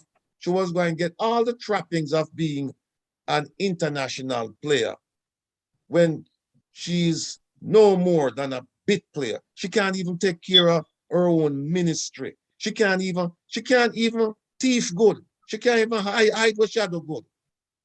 She can't do it. She can't do it. When you ever use government services and government funds to make you look good in a photograph, and you can't even hide that, you don't even know how to do that. How we can trust you with being the Secretary General? And by the way, Patakos Keko Black, because they might complain about the same woman, the same Baroness woman, saying that she at this and she had that, and them are the same thing. Same way, sir. No better herring, no better barrel. We Mr. Rattigan, Mr. Nelson, and Dr. Francis. When are the journalists at Jamaica going to put some serious questions to these politicians? The only person I say about doing it is the lady from 20 degrees north or something like that, Zara Barton. Yeah, 18 degrees, yeah, Zara. Yes. Well, it's a responsibility and it's encoded in their constitution, in the NIA, that they have to grow investigative journalists. And Zara is one of them that they've been growing, right? And we support Zara from here. So the bottom line is they have to get, the Gleaner has to be committed as well as the Observer. And so there's the news stations, because they come out with news without bringing in an investigative reporter to talk about the things that are going on. And until you find TVJ and CVM and the rest of them bringing on investigative reporters and reporting as they should, nothing is going to happen. It's almost as if the Jamaican people are content and asleep with the state of corruption in the country. And that has got to change. I tell you, Jeffrey, Liberia has a history that Jamaica don't ever want to see, because Liberia got to the point where they got so fed up of the corruption in the ministry. 12 April back in 1980, they got rid of Tolbert, the prime minister. And Charles Taylor. Well, he came in afterwards, but they killed Tolbert and they took 13 of his government ministers down on the beach, all of the cabinet, and they shot them all. Now, that is sudden death that impacts the way the nation has behaved since, to where they could have gotten rid of Charles Taylor later on and bring the lady in from the UN who has done a George, the football player that came in as president. They have gone to good governance. George Weah. Governance. Weah, right? George Weah. Yeah. So they've gone to the concept of good governance. Jamaica needs something to really shake them up. I'm not saying you take the cabinet and execute everybody down on the old gunboat beach. But the fact is, this PM, after lining his own pockets and creating companies for his two sons, 10 and 12 years old, you got to do something, Mr. Prime Minister. Change the trajectory for all of your poor in these garrisons. You got to do something. Remember what I'm going to say. Remember, one said that Mama loves the poor. And in the parliament, when Mama was leaving the poor, the prince said, don't worry yourself, Mama. Your prince will take care of the poor. Go ahead, Mr. Nelson. Yes. So, having said that, it is one of these things that were brought to the attention of the Integrity Commission. And the Integrity Commission has failed to act miserably. Instead of asking us to come in and make further statements, the PNP, who had commissioned a study, turned the study over to them. And under the law that protects the gag order that they put on everybody, they claim they can't say anything. but I don't see advertisements from Integrity Commission promoting But Mr. Herb, Mr. Nelson, the question must be asked: does the People's National Party have any moral authority to be investigating about corruption? Well, the pot can't call the kettle black, as you said. There you go. Right. So they have the People's National Party have no moral authority to investigate anybody in Jamaica when it comes down to corruption. So the bottom line here, Jeffrey, is where do you draw the line and say, let's do a redo? Let's have a start over, right? You have to use leverage from one side to leverage against the other. They have the PAC, the committees in Parliament. Those should be the vehicles being used and keep the opposition party as head of the PAC. So they ask the right questions of the government. And that PAC system needs to work, because that's how our Senate here and our committees in the House, that's how they operate and they get things done. But gentlemen, again, my heart goes out to the people of Jamaica suffering, and I'd like to see change. And if this government is not getting it done, remember, only 30% of the electorate showed up. And there was a lot of money being paid out for people to vote, even with 30%, the smallest amount ever in Jamaica's history. We need this 70% or more showing up and deciding that they're going to vote decisively. If it comes out even again, you force them to form a coalition government to where they can keep each other honest and enforce the laws of the country. But Mr. Nelson, if they call election tomorrow morning, are we going to see anything new in our country? Isn't the same part that come in? They're the same monkey swapping black dog for monkey from 1935 until now. We have been swapping black dog for monkey in this country. Yep. The PNP, the jail, the PNP, the jail, the PNP, the jail. When are we going to say enough is enough? Call for constitutional reform, not call for no damn republic. Because if we don't change up our system of government now, imagine if we become republic, it'll be worse. Yep, you're absolutely right.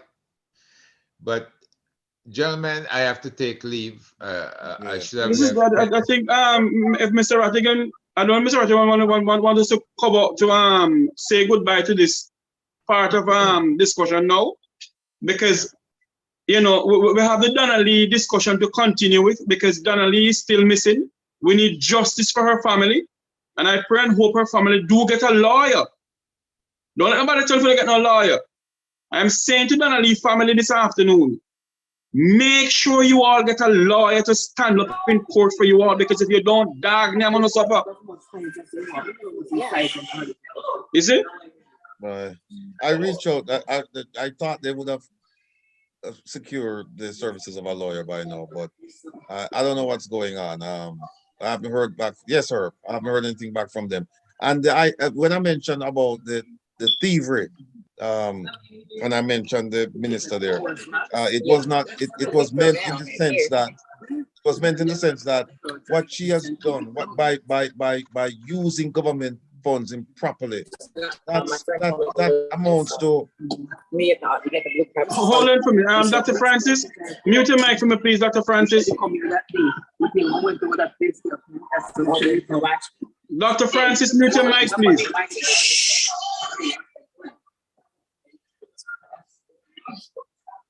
Dr. Francis, mute your mic for me, please.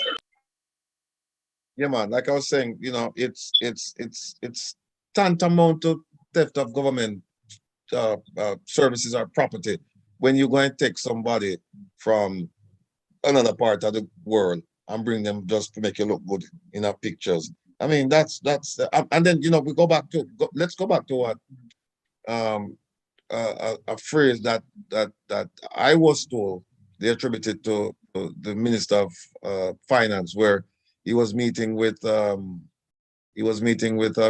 group of, I think it was union members or whatever, And I'm told that he said, when it got to an impasse in the discussion, he said that he wanted to remind them that he was elected to rule and not lead.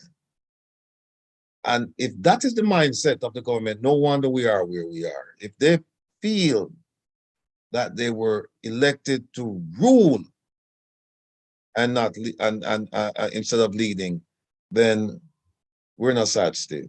We're in a sad state. And the only thing we can do is just go back to the folks, go back to the grassroots people, and then start our movement from there. Because it's clear that the government is not going to make any appreciable change, because it's only going to affect their bottom line. And they're not about to do that. So we're just left with the people. But Mr. Rattigan, we must remind the Minister of Finance, Dr. Nigel Clark, that the word minister in Latin means servant of the people. Let me make something clear to both you, the Labour Party, and the People's National Party. You are not running a totalitarian country. You all are in bed with the Chinese, but let me make something clear to all of you.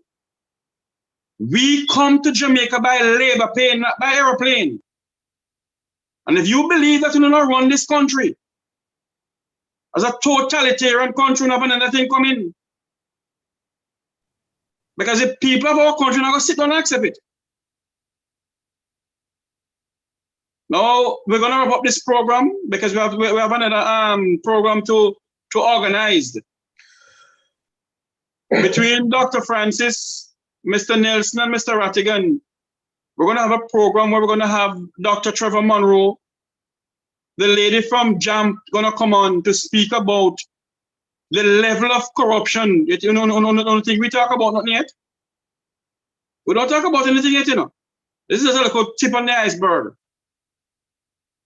So, Mr. Rattigan, your final word before we go, sir. And you know, we must make something clear. We're not bashing anybody. And if people who go into public service can't take criticism, come out of the fire. Go ahead, Mr. Rattigan. I agree. And so the whole purpose of this exercise is to expose them for what they are. And hopefully, you know, we have been hoping for years that whenever we expose government fraud, waste, abuse, mismanagement of funds, and so on and so forth, that it would cause a change in the government benefit of the people. But instead, we've seen where no change has been forthcoming. And at this point, we can anticipate that there'll be no change. So my suggestion is that we have to take it to the streets. We have to take people and let them look inwards. Let them look at their situation in their homes. Let them look at their family members. Let them look at their future. Let them decide if this is how they want to continue living, or they're going to make a change, because the change has to come from them. It's not coming from above. And so I give thanks that I'm able to participate in a program like this, where we can expose them for what they are and expose them in a language that the common man can understand and grasp, as opposed to using highfalutin language. Here, everybody can understand when we say, look, them take a man from A, bring him come to B if you take photographs, for you look good. And who's paying for that? The Jamaican public, Jamaican taxpayer. When they could have taken the photograph themselves, that money could have been saved and used elsewhere. People understand that. So I'm hoping that we can bring understanding to people with more of these things, because believe me, there's a lot of examples like this out there. And if we can bring them, and if the people will rise up and understand and go out and get their permits, satisfy the requirements, and demonstrate, I think the government will start paying attention. But until then, they will not pay attention. But it won't deter us. We will continue to highlight the fallacies, the fraud, deception, the schemes of the government. Because where there is hope, where there's life, there is hope. And hopefully one day the people will come to realize that they are the true owners of the power. Jamaica. And they will force the public servants to do exactly what they were elected to do, and that is to serve. Thank you, sir. Dr. Francis, your final words, sir. Well, hope they're not my final words, but final words on the program. But I want to endorse a lot of what my colleague has said, because it's important that we see our leaders as leaders. First of all, they were elected to lead, and that they are servants of the people. So it's a servant leadership and not the other way around. It's very important that we as stakeholders in the whole business of Jamaica act as real stakeholders and stop, just allowing things to happen and as if we cannot do anything about it. If we do not as a people rise and speak with one voice, stop dividing and ruling, understanding where these people have gone wrong, they have gone wrong and with impunity. And they must understand that, and that we cannot allow ourselves to be bought, played, and displayed, so to speak. So let's move on with the building of Jamaica. Let us go out there and ask people to subscribe and to what is happening, to speak out and not be afraid. Because if we do not do that, we lose Jamaica, land we love. Thank you very much for the opportunity, my brothers. And I really appreciate once again meeting with you to discuss these matters. Okay? See you next time. Thank you, Dr. Rupert Francis. My final word on all of this is that I pray and I hope that the land of wood and water, where majority of Jamaicans still don't have water in their running pipe, have running water in their pipe. Yet they were promised by successful government over the years that they will put water in their pipe if they get the vote. And I pray and hope that our people will take a stand that will benefit Jamaica, and a stand to destroy our nation. We're 60 years old, and majority of our people are still living below the poverty line. Majority of our people didn't have a proper house to live in. Majority of our people don't have a proper meal to eat. But yet government continue, successful government continue to spend and squander poor people money. And they believe that they are above the people of our country. They're above the law of the land. And the laws of the land is for the dirty-foot people, or the dirty-foot choices, boys who live below Crossroad. But the laws are not for the people in Cherry Gardens nor Brook. The laws are not for the Vumvuvon of society. My fellow Jamaicans, the time has come for us to rise up. Rise up and speak out. Don't say you're a PNP or a JLP. Let the land of wood and water come first. Let Jamaica be the first and foremost your priority, not in a political party. Let the land of Jamaica be your priority, not the People's National Party, not the Jamaica Labour Party. Because Jamaica needs us. Jamaica is crying for help. From the length and breadth of Negril Point to Moran Point, is crying for mercy and help. Look at the people of St. Thomas. I saw a video circulating on social media where the middle of the road is a swimming pool. And so many other people in the nook and cranny of Jamaica needs help. And these politicians go around, whether it be PNP or the JLP, and promise the people of our country that they will help us. And when they go in, there's a total different thing you're calling, you can't get them phone. The Member of Parliament for West Rural St. Andrew, Miss Juliet Cuthbert Flynn,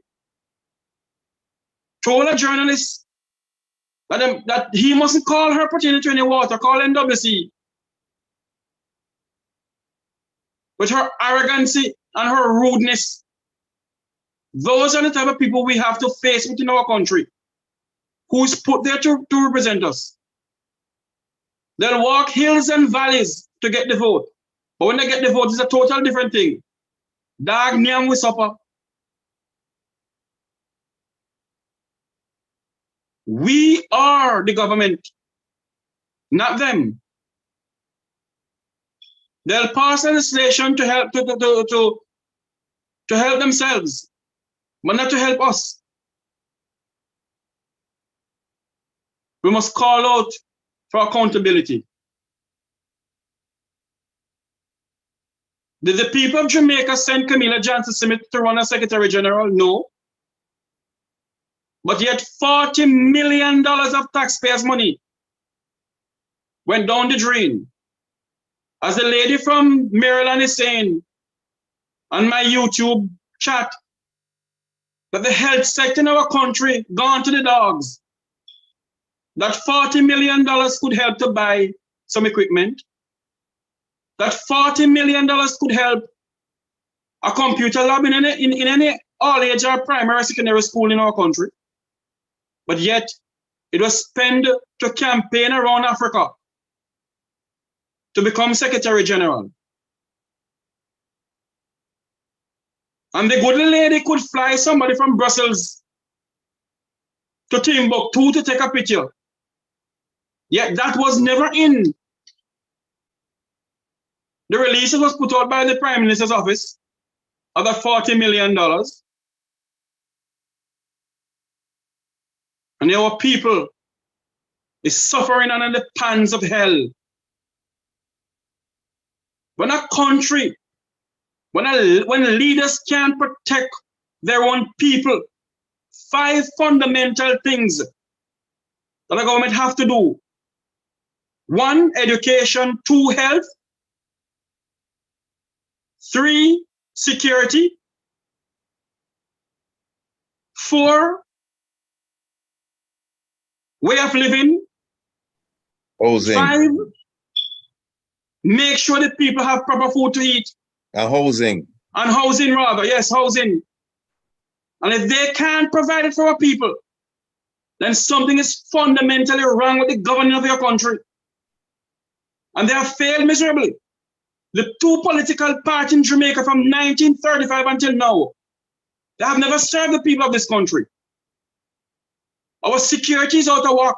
The JCF can't secure us because the JCF is contract. They have contract killers killing the citizens of Jamaica. Are we going to sit down and accept this, Jamaica? They spend $200 million on Grand Gala. 200 millions of taxpayer money on Grand Gala. Are we truly independent? When our health sector is out of work, our education system need help, our teachers not getting any pay. Teachers are leaving our country day by day. Nurses are getting paid higher and they're leaving Jamaica day by day. And the 2 political parties in Jamaica continue to blunder poor people money. And talking about they love poor people. I say to you all, my fellow Jamaicans, rise up. Live out the true meaning of your creed, that all men are created equal. And the time has come for us to take a stand. May God bless Jamaica. May God bless the people of our country. Until you hear Wilfred Rattigan, Dr. Francis, and Mr. Herb, and myself. Go ahead, Mr. Rattigan.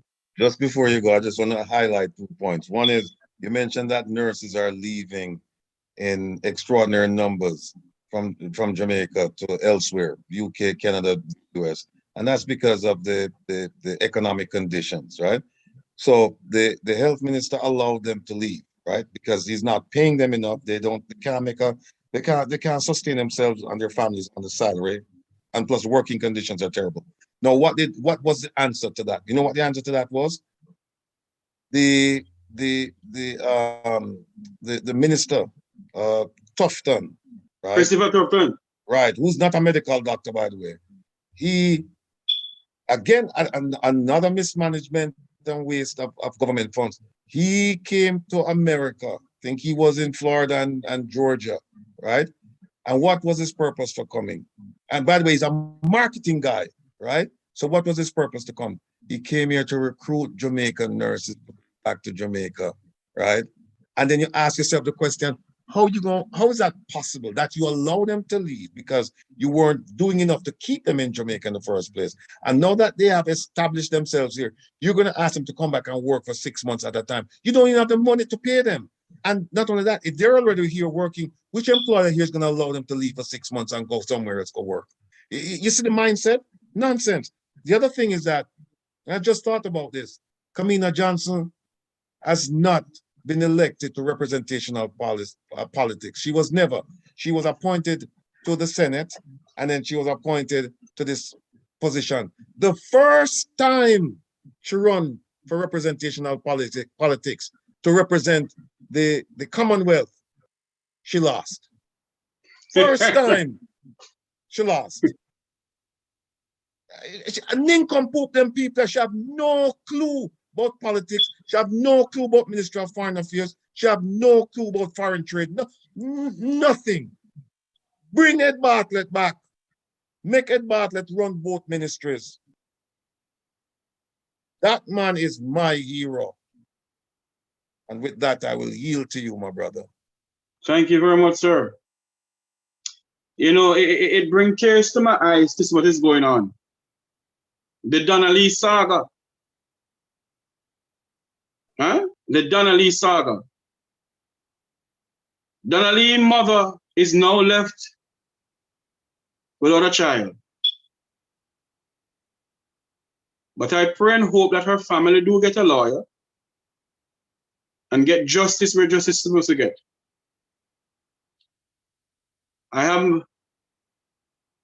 Until we plan the next program again, which we're going to plan something good. Until you hear my voice, until you see me again, may you continue to pray for Jamaica, for the security of our people. May God bless you, and may God bless Jamaica land we love. Remember to like, share, and subscribe to my YouTube channel. God bless you all. Mr. Rattigan, yes, Mr. Herb, and Dr. Francis, may God bless you all until I can call you guys again to come on. Have a blessed day. Likewise, my brother.